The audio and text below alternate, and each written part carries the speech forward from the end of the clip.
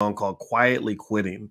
Apparently, there are millions of young people who are in on this trend of just quitting their jobs, and but they don't actually quit the job. They just kind of quit the job. I'm going to explain to you what quietly quitting is and give my thoughts as an OG on all of this. So get comfortable, buckle up, seatbelt. We're going to get started on the Black Financial Channel right now.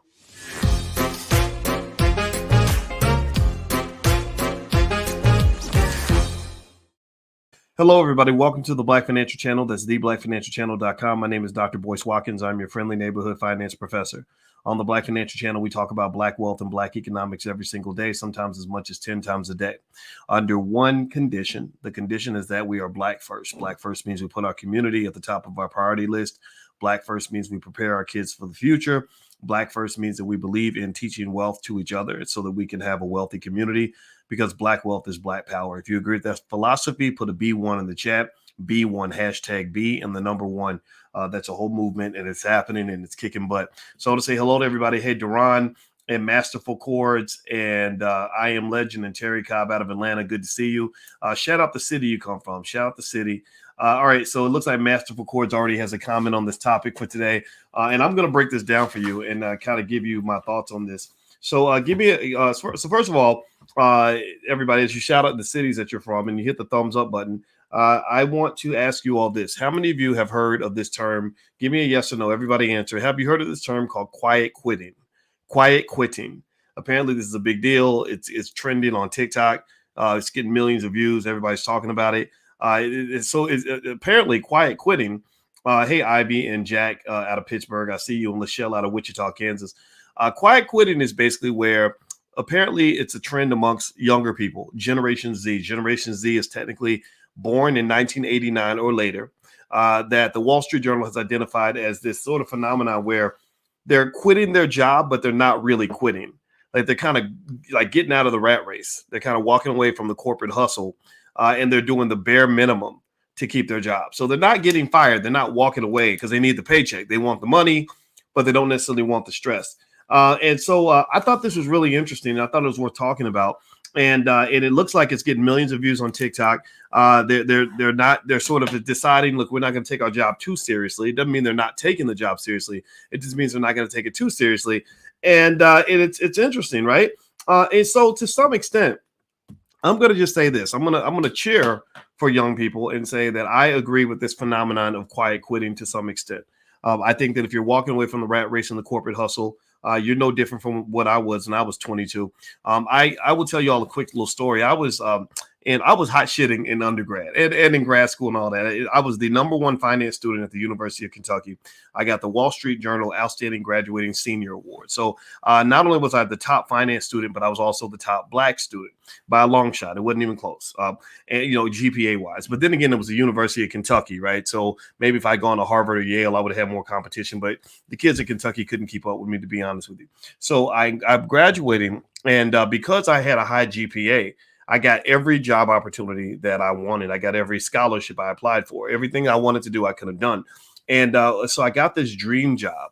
Remember, I told you all, give me a yes or no if you heard me talk about the term dream job and how that's a complete oxymoron, because you shouldn't be dreaming of labor. You shouldn't be dreaming of servitude. You shouldn't be dreaming of working, for some white guy, especially if you're Black. Don't get me wrong. Even if you're white, it sucks. But if you're Black, it double sucks, because not only are you a slave, but you're a Black slave, which makes it 10 times worse. But I got my dream job with, GE Aircraft Engines in Lynn, Massachusetts. And let me tell you about this job. They paid me a ton of money. They put me in a big, beautiful, expensive apartment in the middle of downtown Boston. It's extremely expensive. Go check out Boston Real Estate now and see how much it costs to rent a really nice apartment right next to Mass General Hospital, where the Harvard-educated doctors and lawyers are living, right? So this was big stuff. I'd really hit the dream. And that was when I learned that the American dream, I don't know if it was because I was Black. I don't know if it's because I just happened to have the wrong boss. I don't know if it's because I was at the wrong company. I had no idea. But all I know is I remember thinking, if this is the best that there is, then I don't want none of this crap. This is not fun. This is not, the job sucked. My boss didn't like me. I didn't like her. It was just terrible. And so that was when chose to become a professor, because at that time I didn't know about things like entrepreneurship and independent wealth building, or literally things that I've taught you guys in the Prime program on how to make money without working. I did not know that I thought working was something you had to do to make money. So I just said, okay, well, that's not my dream job. Let me go find another job that gives me more flexibility, that allows me to walk away from the rat race. So I did. I walked away from the rat race. I was still a very hardworking person, but I insisted that I do something that I was passionate about. I also insisted on flexibility in my life and flexibility in my schedule. This was long before things like quiet quitting. This was long before the pandemic, where in the pandemic, you started seeing people do the things that I've been encouraging you guys to do for literally the last 15 years, which is sitting back and just reflecting on your life, sitting back and reflecting on how the corporate hustle has cheated you out of some of the most valuable assets that you were born with. God made you a millionaire when you were born. He made you a millionaire when you were born. You want me to prove it? Let me prove it. Your children, how much would you sell your time with your children for? There's no amount of money that you would sell time with your children, time with your parents. What would you sell your health for? You wouldn't sell it for anything. Answer me in the chat. You wouldn't sell it for anything. So you were made a millionaire. You were given several things in your life that are so priceless that money cannot buy those things, right? But what happens is that because we were born after the Industrial Revolution, where there were deliberate campaigns by the government to convince people that going to work is the most important thing you can do, that serving the capitalist corporation was the most noble objective you could have. It was all part of a mind, like they were screwing your brain. I'm trying not to cuss anymore. I used to cuss. I'm trying not to cuss, I promise. But they literally were screwing with you to the point where they convinced mothers that you should spend more time at the factory than you spend with your own children. They were convincing fathers that you should want to sit up under your boss more than you sit with the people that you actually love. And so what happened is you started losing the things that money can't buy in exchange for a little bit of change. And it wasn't even a lot of money. It was enough money for you to pay your bills and to pay your rent to your landlord, but it wasn't enough money for you to actually become rich and independently wealthy. So I'm just going to say right up, point blank period, as I described this to you, this quiet quitting phenomenon, that I support it. I think it's the right way to go. I think that anybody who goes into work needs to understand how to keep it in its place, how to understand, that it ain't that serious. And if all you do is define the quality of your life by how well you're doing on your job, I think that what's going to happen is that you're going to accomplish all of your goals. You're going to go out and conquer the world and become the highest level manager you could possibly be. And then you're going to hit about 42 years old and you're going to look around and you're going to be lonely as shit. You're going to look around and say, where's my husband? Where's my wife? Where's my kids? Where's my happiness? And, I got a big bank account full of money, but I ain't got nothing else. Some of the poorest people in this world are people that have plenty of money. And and I know that very, very clearly. I've seen it happen a lot. So anyway, do me a favor, hit the thumbs up button, thumbs up, share, subscribe. Just as a quick public service announcement, I want to warn everybody: when you go online, there are fake scammer accounts all over the place where there are people, literally, I think there's a whole factory of these people that are pretending to be me.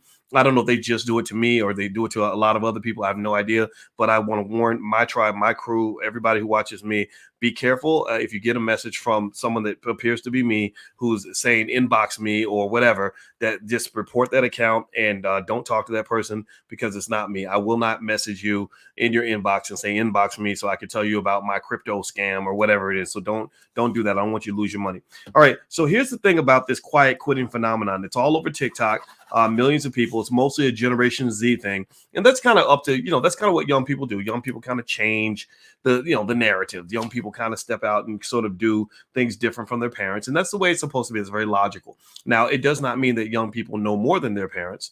Right? It doesn't mean that parents can't learn from young people. One of the things I don't like is I don't like older people who think that they know more than young people, that they can't learn anything from the youth. But I don't like the youth who don't think they can learn anything from the OGs. I think that what you'll find throughout history is that most of the time when there's something that's new, it's really not new. It's just recycled.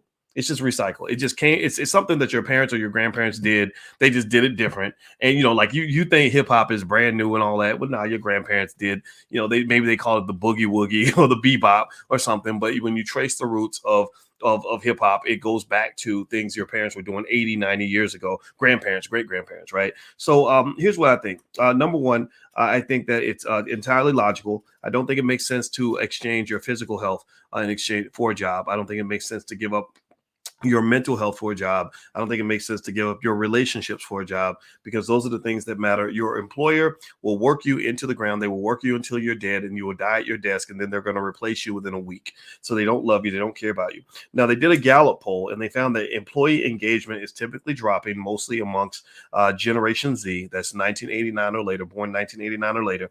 Also, they said that during COVID, a lot of the work-life balance kind of disappeared. So ultimately, the work-life balance of being able to walk away from the job and not think about the job went away, because you were getting on these Zooms and they were texting you and all this other stuff. So that's where you have to control your electronics and your digital stuff. Like, when I'm really trying to work, or I'm trying to vibe, or I'm trying to focus, or I'm trying to spend time with my kids, I turn off the phone. I don't respond to emails. I don't respond to Twitter. I don't respond to none of that, because you got to keep it in its place. Social media is a wonderful, powerful tool, but you got to make sure you're controlling social media, not that social media is controlling you, because those beeps and those buzzes and those dings, they're designed to addict you. There's something called Pavlov's dog. Pavlov's dog is a dog that they trained to to start salivating every time he thought he was going to eat. And they got him to where he would salivate every time he heard a bell ring. So they train human beings like Pavlov's dog. They do not care about you, and they will take away your life and take away your joy. So don't let that happen to you. Keep that work-life balance. The other thing I would say to anybody who's sort of going through this, who's noticing this phenomenon of the quiet quitting, is you got to be careful. You got to be careful, because right now quiet quitting can kind of work because the labor market is very tight, what they call very tight, meaning that that jobs are just everywhere, and it's easy to just leave one job and go to another one. That's going to change. The labor market will not be strong forever. You will not be able to simply be the lowest kid on the totem pole or the least hardworking person on your team and keep that damn job. At some point, they're going to let people go. When the people they're going to let go are the people who don't want to come to the office, or the people who have quietly quit. Now, does that mean that you can't keep doing what you're doing? No, you just have to have a plan B. The plan B is, what is your plan to make money without going to work every day? What is your plan? Where are your multiple streams of income? Do you know how to start a business? Do you have some sort of group of people that you can work with to find a way to generate income in case you lose that job? If you don't have that, then I think you're at risk. You're at jeopardy. The paradox of capitalism in America is that we, as a country, we've come to dislike the capitalists for good reason to some extent, because the high-level capitalists, the wealthiest people in this country, they don't pay taxes like the rest of us. They run these companies where they've destroyed labor rights, and they've busted up unions and kept the minimum wage unbelievably low, and inflation's happening all the while. So it kind of sucks, right? I get all that, but at the same time, it's kind of ironic, because we can allow society to enslave us through things like student loans, to the point where you have to serve the capitalists, where you need excuse me, you need that capitalist. You might literally be a Marxist. I know Marxists, socialists, and communists who have to go work for a capitalist every day. So it's like, if you hate them so much, why do you depend on them to pay your bills? Oh, because they got you in that trap. They got you trapped. So ultimately, in the spirit of my good buddy, the Wall Street Trapper, my question for you is, how are you going to get your ass out about the trap? Because capitalism, believe me, it is a trap. It is a trap. I mean, student loans. Some of y'all are so buried in student loans that you have to go to work. You have to, right? Some of you have children that are going to go out into the world that are going to struggle because nobody invested for them. Nobody left them an inheritance, right? So how do you get out the trap? Well, you got to use your brain. You got to have a plan. So do me a favor, hit the thumbs up button, thumbs up, share, subscribe. And and by the way, if you want to dig deeper into any of these concepts, we have our options income training program that we do in the Black Business School at drboyceprime.com. And the whole theme of that is how to make money without working. Selling stock options is a great way to do that. I'd love to show you how. Feel free to go to drboyceprime.com. Also, somebody asked me when you talk about the fake accounts, how do we know it's real? Well, if you know, here's the thing, Alicia, I love that name. That you know why I love that name, right? Because that's my wife's name. Let me stop for a minute. Okay, all right. So, but yeah, Alicia, what I would say to you is that the way you know it's not me is that it's just not going to be me. I don't message. If I got 1 million subscribers, I can't possibly send all of you direct inbox messages and say inbox me.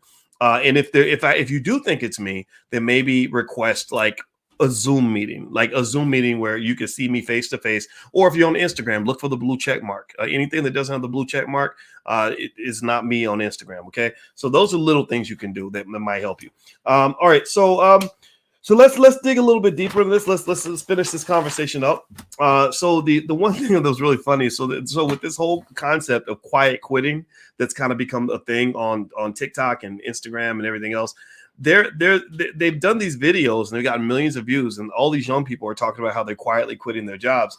And one guy named Zaid Khan, his video, he's a 24-year-old engineer. His video got 3 million views, and I'm sitting there thinking, if you're going to quietly quit your job, meaning that you're going to do the bare minimum and you're not trying, but you're still trying to collect that paycheck, why would you announce that? You know, like, G's move in silence. Look, if you're trying to really do this revolution, if you're really trying to play this game, I wouldn't be announcing it on TikTok. I don't know. Maybe that makes me old school, but I come from a generation where you don't tell all your business to the whole world because they're going to find you and they're going to fire you. So I personally wouldn't announce that I was quietly quitting. I would just do it, you know, and then I would swear that I was working harder than everybody else and just stay on code, man. Don't go out here snitching on yourself. Don't be like these rappers, you know, these rappers that'll go out and kill somebody and then rap about it on a record.